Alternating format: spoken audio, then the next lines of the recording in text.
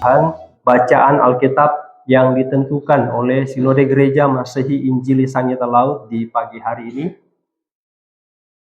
Hosea pasal 4 ayat 1 sampai ayat yang ke-19. Mari kita mulai.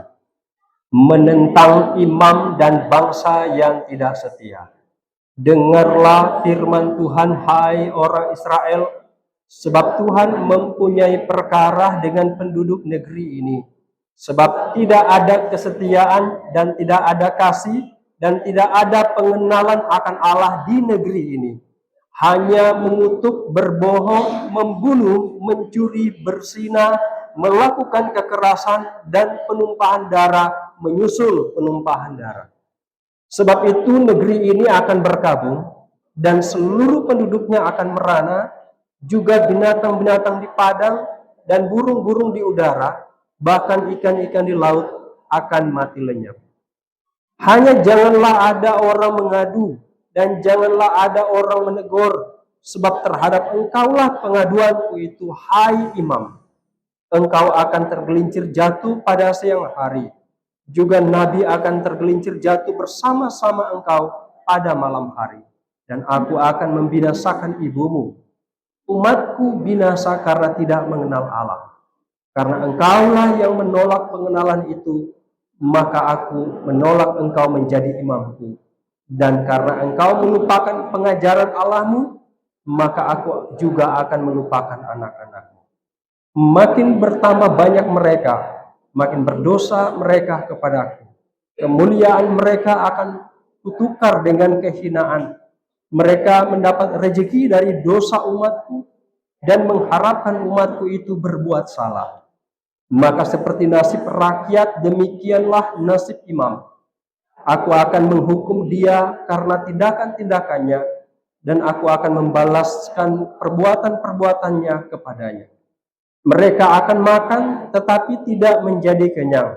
Mereka akan bersundal tetapi tidak menjadi banyak, sebab mereka telah meninggalkan Tuhan untuk berpegang kepada sundal.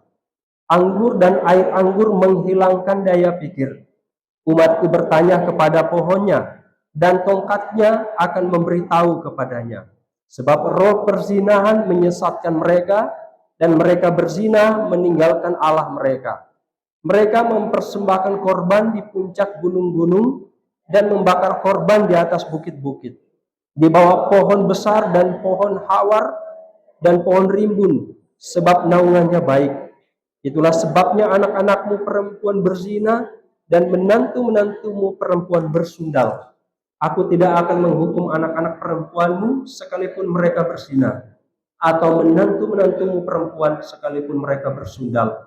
Sebab mereka sendiri mengasingkan diri bersama-sama dengan perempuan-perempuan sundal dan mempersembahkan korban bersama-sama dengan sundal-sundal bakti dan umat yang tidak berpengertian akan hukum.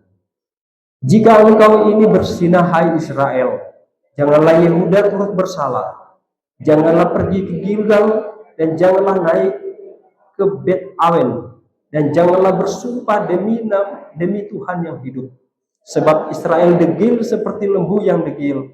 Masakan sekarang Tuhan mengembalakan mereka seperti domba di tanah lapang? Efraim bersekutu dengan berhala-berhala. Biarkanlah dia. Persepakatan para pemabuk. Mereka menyerahkan diri habis-habisan kepada persundalan. Mereka lebih mencintai kehinaan daripada kemasyuran mereka.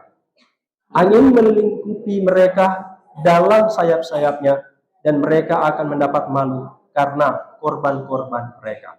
Sampai di situ batas bacaan Alkitab yang disebut berbahagia setiap orang yang memelihara firman Tuhan dalam kehidupan setiap hari. Salam sejahtera bagi kamu semua. Salam sejahtera bagimu. Hari ini kita belajar dari kitab Hosea. Kitab ini mungkin terdengar asing bagi sebagian orang. Menurut referensi yang saya baca, kitab ini ditulis oleh seorang nabi yang bernama Hosea sekitar 2800 tahun yang lalu, pada masa kerajaan Israel Utara. Masa itu adalah masa yang aneh bagi bangsa Israel. Masa yang aneh karena mereka pada masa itu hidup di dalam kemakmuran, bisnis mereka berjalan lancar, mereka merasa aman, namun di balik itu, semua kemakmuran itu ada masalah besar di dalam hati mereka.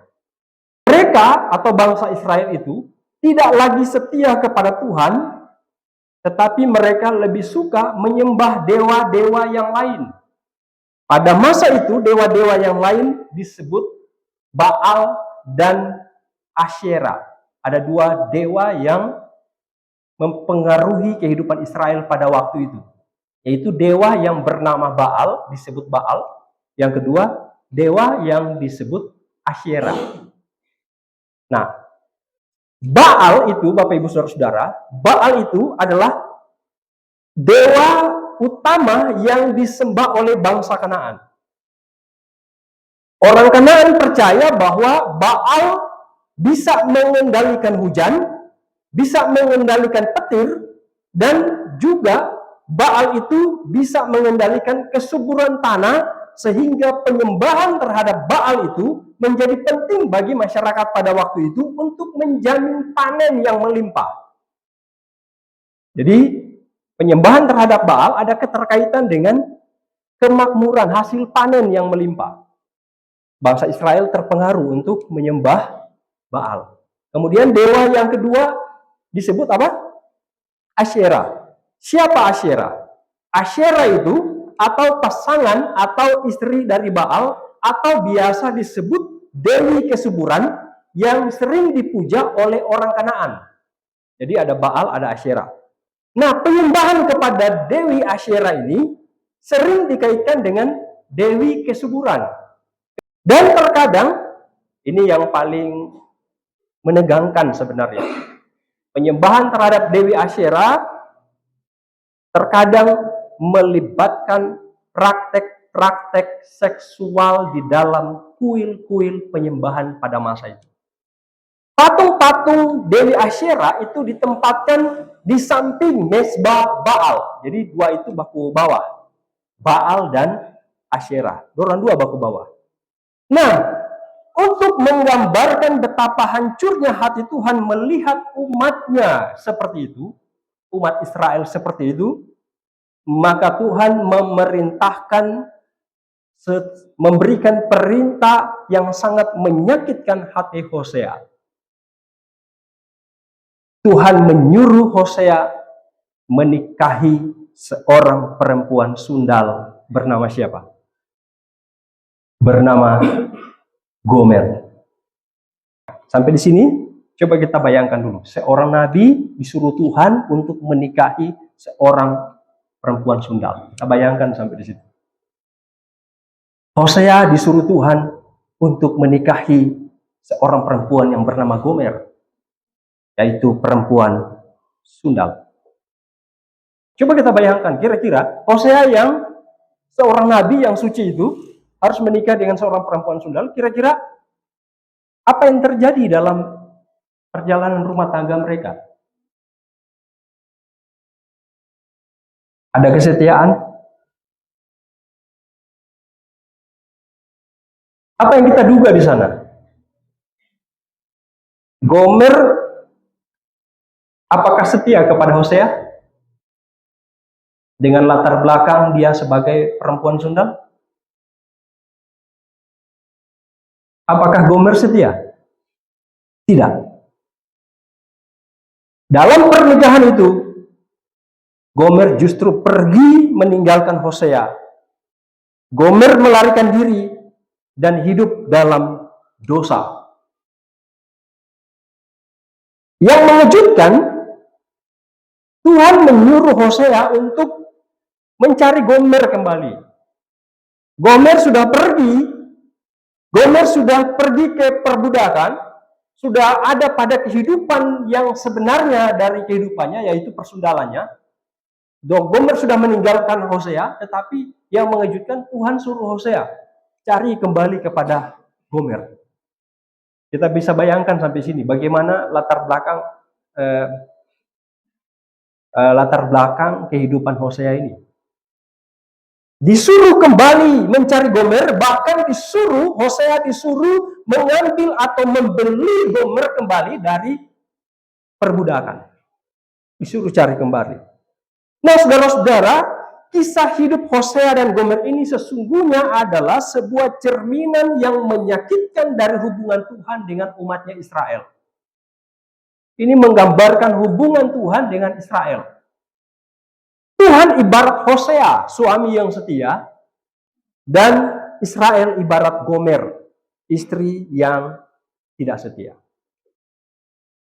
Ini berbicara tentang hubungan antara Allah dengan Israel. Yang digambarkan di dalam hubungan antara Hosea dengan Gomer. Persundalan terjadi adalah persundalan rohani. Perselingkuhan terjadi sesungguhnya adalah perselingkuhan rohani. Di satu sisi Israel menyembah Tuhan, di sisi lain terjadi penyembahan terhadap Baal dan Asyera. Pasal 4 dari kitab ini dimulai dengan penghakiman Allah atas Israel karena ketidaksetiaan Israel itu.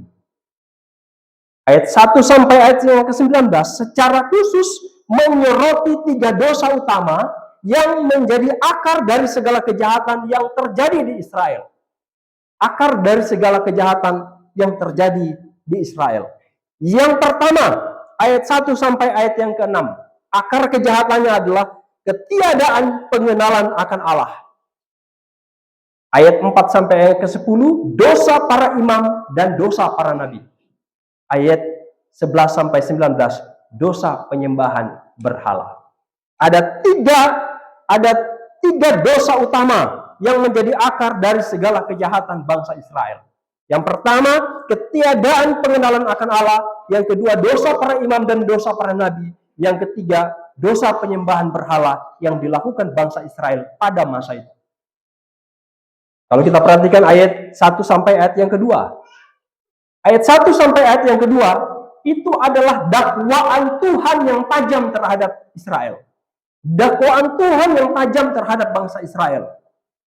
Ia menyebutkan daftar dosa yang mengerikan. Apa-apa daftar dosa yang mengerikan pada ayat yang ke-1 dan kedua. Coba kita baca ayat yang kedua. Kita mulai. Hanya mengutuk, berbohong, membunuh, mencuri, berzina, melakukan kekerasan, dan penumpahan darah, menyusul penumpahan darah. Ini adalah dakwaan Tuhan yang tajam terhadap Israel, sehingga ia menyebutkan daftar dosa yang mengerikan, yaitu mengutuk, berbohong, membunuh, mencuri, berzina, dan melakukan kekerasan. Daftar ini seolah-olah menjadi daftar berita, gambaran berita kriminal pada zaman modern ini. Namun Hosea, Bapak Ibu Saudara-saudara, Hosea tidak berhenti pada daftar dosa tersebut. Hosea langsung merujuk pada akar masalahnya yang dia catat pada ayat yang pertama. Coba baca sama-sama. Ayat 1, dengarlah firman Tuhan, hai Israel, sebab Tuhan mempunyai perkara dengan penduduk negeri ini, sebab tidak ada kesetiaan dan tidak ada kasih dan tidak ada pengenalan akan Allah di negeri ini. Akar masalahnya adalah tidak ada kesetiaan, tidak ada kasih, dan tidak ada pengenalan akan Allah. Itu yang menjadi akar masalah dalam kehidupan bangsa Israel, sehingga terjadi apa? Mengutuk, berbohong, mencuri, berzina, melakukan kekerasan. Akar masalahnya ada di sebab tidak ada kesetiaan, tidak ada kasih, tidak ada pengenalan akan Allah. Kesetiaan. Bahasa Ibrani-nya adalah emet.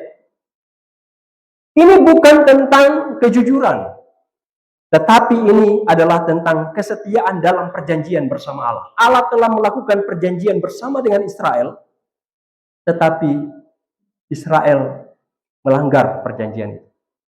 Sama seperti Gomer yang tidak setia kepada Hosea, Israel tidak setia kepada Allah. Tidak ada kesetiaan. Yang kedua, kasih setia. Bahasa Ibrani-nya adalah keset. Ini adalah kasih yang tidak pernah menyerah. Keset. Kasih yang tidak pernah menyerah. Kasih yang berdasarkan perjanjian Allah. Sama seperti Hosea yang terus mengasihi Gomer, meskipun Hosea dikhianati, demikianlah Allah terus menunjukkan kasih setianya kepada Israel, meskipun Israel tidak setia kepada Allah. Yang terakhir, pengenalan akan Allah, atau bahasa Ibrani-nya Da'at Elohim. Ini bukan sekedar pengetahuan. Pengenalan akan Allah itu bukan sekedar pengetahuan akan Allah. Bukan. Bukan sekedar pengetahuan yang ada di kepala secara intelektual, bukan. Tetapi ini adalah hubungan secara personal, hubungan secara relasional, secara pribadi, secara intim antara umat Israel dengan Allah. Pengenalan akan Allah. Hubungan intim itu yang ada. Nah, tahu tentang Allah dan mengenal Allah itu berbeda. Tidak sama. Tahu tentang Allah itu bersifat teoritis, bersifat intelektual. Itu tahu tentang Allah. Contoh, kita tahu Allah itu bernama siapa? Tahu. Kita tahu Allah itu mengajarkan tentang apa? Kita tahu. Dan kita tahu Allah itu pencipta segala-galanya, kita tahu. Tetapi, apa yang kita tahu belum tentu kita mengenal Allah itu. Belum tentu kita mengenal Allah itu. Mengenal Allah itu, Bapak Ibu Saudara-saudara, itu bersifat personal, bersifat relasional. Ini adalah hubungan yang dibangun melalui pengalaman, bukan sekedar intelektual, bukan sekedar tahu. Ini adalah hubungan yang dibangun melalui pengalaman, melalui doa, melalui ketaatan, dan melalui kasih. Apa? Pengalaman, doa, ketaatan, dan kasih. Itu mengenal Allah. Bangun pagi, dapat pergi berdoa atau nyanda? Ya kan? Kita tidak hanya tahu tentang kasih Allah, tetapi kita betul-betul merasakan kasih Allah. Mengapa orang mempersembahkan persembahan tertutup saat ulang tahun? Coba. Mengucap syukur karena ulang tahun. Mengapa dikasih persembahan tertutup? Karena apa? Kita sadar bahwa kita hidup di dalam kasih Allah. Bukan hanya sekedar tahu bahwa Allah itu kasih. Bukan hanya sekedar tahu. Kita bisa saja tahu nama Allah, tetapi kita belum tentu mengenal Allah itu, yang punya nama itu. Kita bisa sebut Allah itu yang bernama Yahweh, bisa. Atau Yesus, bisa. Allah dalam ketertunggalan Allah Bapa, Anak, dan Roh Kudus, bisa. Tetapi apakah kita mengenalnya?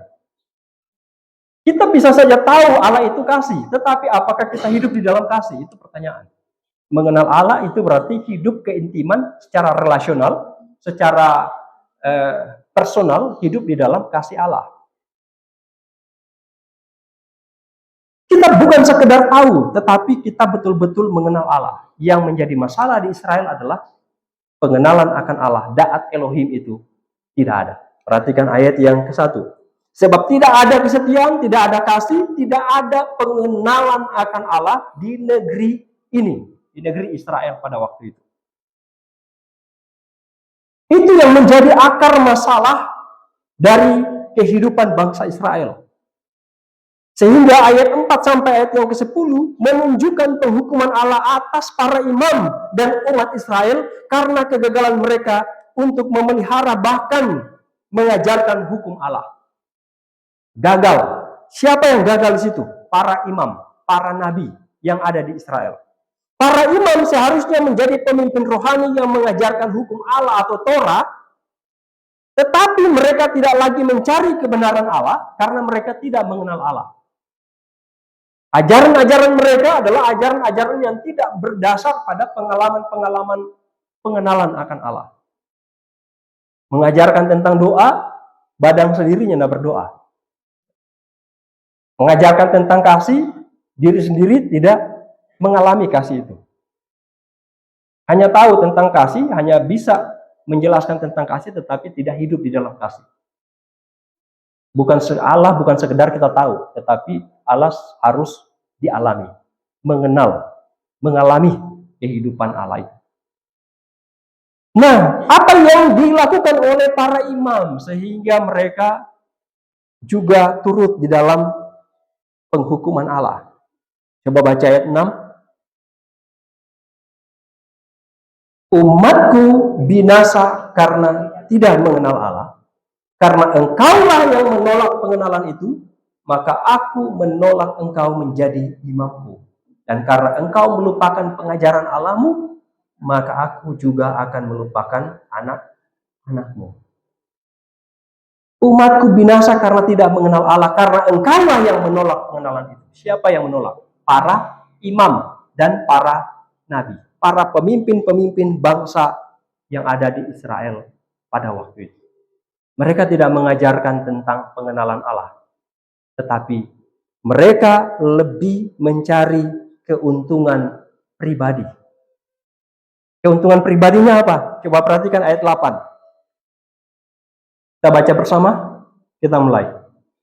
Mereka mendapat rejeki dari dosa umatku dan mengharapkan umatku itu berbuat salah. Bayangkan, imam dan para nabi, pemimpin umat pada waktu itu,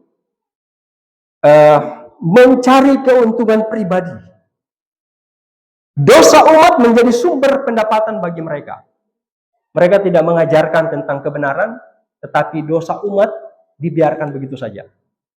Para imam, para nabi mengajarkan hal-hal yang tidak sesuai dengan pengenalan akan Allah. Ini juga menjadi refleksi atau introspeksi bagi para pemimpin gereja. Ini menjadi introspeksi bagi orang semua. Apakah orang mengenal Allah atau hanya tahu tentang Allah dan mengajarkan Allah dari pengetahuan intelektual kita? Ini menjadi introspeksi bagi semua pemimpin, pendeta, penatua, diaken. Yang sering tampil di mimbar, mari introspeksi diri kita masing-masing. Apakah kita betul-betul mengenal Allah? Apakah kita betul-betul hidup dalam doa? Apakah betul-betul hidup dalam kasih karunia Allah? Jangan sampai kita terjebak seperti para imam, mencari keuntungan pribadi, dosa umat menjadi sumber pendapatan bagi mereka, dan mereka telah merusak sistem persembahan yang kudus, yang menjadi sebuah bisnis yang amoral. Hal ini menciptakan kekosongan spiritual yang memungkinkan dosa merajalela di seluruh bangsa dan pada akhirnya membawa kehancuran dan penghakiman dari Allah itu sendiri. Selanjutnya pada ayat yang ke-11 sampai ayat yang ke-19, ini menunjukkan bahwa penyembahan berhala dan persinahan rohani telah merusak akal sehat, telah merusak moralitas, dan telah merusak perjanjian antara Allah dengan Israel. Dalam kitab Perjanjian Lama seperti Hosea yang kita baca ini, persinahan seringkali digunakan sebagai simbol atau metafora untuk menggambarkan penyembahan berhala. Kata persinahan itu seringkali dalam Perjanjian Lama, banyak kali dalam Perjanjian Lama digunakan sebagai simbol atau metafora untuk penyembahan berhala. Allah menjalin perjanjian dengan bangsa Israel yang digambarkan sebagai hubungan suami istri. Allah ibarat suami yang setia, sementara Israel ibarat istri yang seharusnya juga setia. Namun Israel melakukan perzinahan, Israel melakukan perselingkuhan rohani, atau istilah yang tren itu adalah sinkretisme keagamaan, sinkretisme baalistis. Di satu sisi Israel menyembah Tuhan secara fisik, di sisi lain mereka melakukan praktek ritual, yakni penyembahan berhala. Praktek ritual keagamaan Kanaan pada waktu itu adalah mereka percaya bahwa dengan melibatkan ritual kesuburan yang bersifat seksual dan amoral itu di dalam kuil dan di tempat pemujaan, tanah mereka akan diberkati dengan hasil panen yang melimpah. Ini pemahaman praktek penyembahan berhala pada masa itu. Mereka percaya bahwa dengan melakukan ritual kesuburan yang bersifat seksual dan amoral di dalam kuil, tempat pemujaan, tanah mereka akan diberkati dengan hasil yang melimpah. Praktek-praktek penyembahan berhala ini dicampur adukan dengan praktek penyembahan kepada Allah. Itulah namanya sinkretisme keagamaan. Percampuran penyembahan kepada dua ilah, dua atau lebih ilah di dalamnya. Nah, Bapak Ibu Saudara-saudara, Hosea pasal 4 ayat 1 sampai ayat yang ke-19. Meskipun ditulis ribuan tahun yang lalu, tetapi tulisan ini memiliki aplikasi yang sangat relevan untuk kehidupan kita di masa kini. Sangat berkaitan untuk kehidupan kita di masa kini. Hosea pasal 4 ayat 1 sampai ayat yang ke-19 berfungsi sebagai cermin bagi kita untuk menguji apakah kita mengenal Allah atau hanya sekedar tahu tentang Allah. Kemudian pengenalan akan Allah sangat penting di dalam kehidupan kita. Bahwa berhala-berhala modern di masa kini, yakni uang, kekuasaan, popularitas, bisa mengalihkan hati kita daripada Allah. Bisa saja kita melakukan ritual ibadah kita, tetapi hati kita ada pada uang. Terjadi dua penyembahan yang berbeda. Bisa saja tubuh kita beribadah kepada Allah, tetapi hati kita ada pada kekuasaan, ada pada popularitas. Terjadi percampuran. Tetapi saya merenungkan bagian ini, apakah dia masuk dalam kategori ini atau tidak? Saat orang sakit, lalu ada tukang sumbur, pakai doa Bapa Kami. Apakah itu percampuran penyembahan kepada Allah, ataukah nyanda? Ini menjadi catatan untuk kita renungkan, berhati-hati. Apalagi kalau orang pergi orang yang jaga begitu, jaga basembur, dengan kekuatan, dia jaga pakai doa Bapa Kami, tetapi kehidupan sehari-hari, nyanda pernah masuk gereja, nyanda pernah berdoa, nyanda pernah bersyukur, nyanda pernah, gitu. Itu bertolak belakang sama sekali.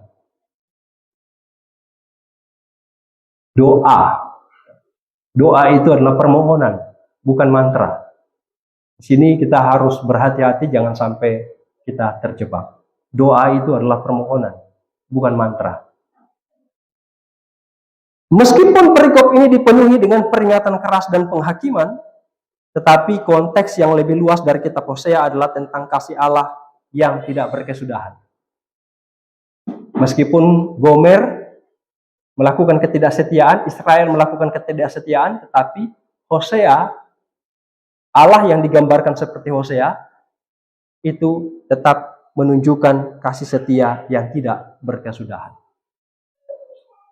Penghukuman adalah konsekuensi logis dari dosa, tetapi Allah selalu membuka jalan bagi pertobatan dan pemulihan. Israel diberikan jalan pertobatan untuk pemulihan, bukan sekedar untuk menghukum mereka dari dosa-dosa mereka. Ini juga menggerakkan kehidupan kita, agar kehidupan kita kembali dengan sepenuh hati kepada Allah.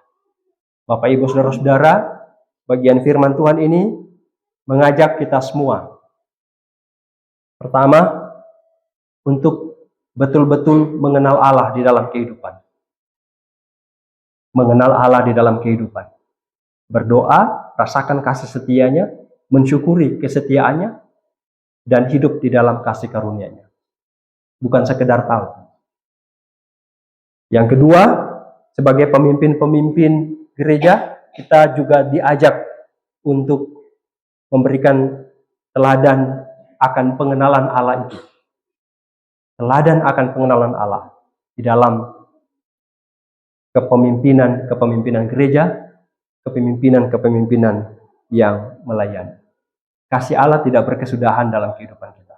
Meskipun kita melakukan kesalahan di mata Tuhan, tetapi Allah seperti Hosea yang terus mencari, yang terus melunasi kesalahan-kesalahan Gomer istrinya, kesalahan-kesalahan Israel, kesalahan-kesalahan kita, umatnya yang dikasihi Allah. Buktinya, Yesus Kristus mencari, menyelamatkan yang hilang, dengan cara menebus kita di atas kayu salib. Oleh karena itu kita terajak untuk merenungkan bagian ini, bahwa kasih setia Allah itu tidak berkesudahan.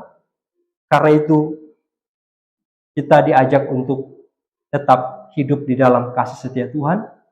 Jangan ada sinkritisme baalistis. Jangan ada ritual-ritual kepada Allah, tetapi di sisi lain ada penyembahan-penyembahan kepada Allah lain. Tuhan Yesus memberkati kita. Amin.